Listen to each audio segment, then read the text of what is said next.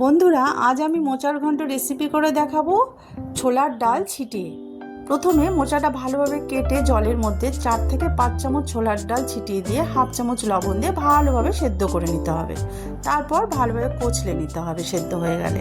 তারপর একটা কড়াইয়ের মধ্যে মাস্টার্ড অয়েল দিয়ে আর তার মধ্যে আলু ডুমডুম করে কেটে ওর মধ্যে ফোড়ন দিতে হবে, তেজপাতা, শুকনো লঙ্কা, জিরে আর হাফ চামচের মতো আদা বাটা।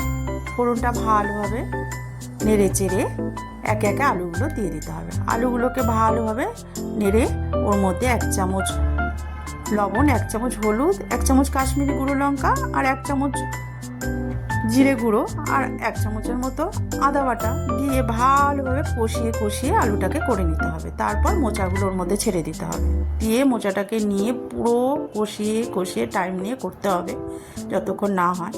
তারপর হয়ে গেলে 1 চামচ চিনিটা অপশনে, আর তার সাথে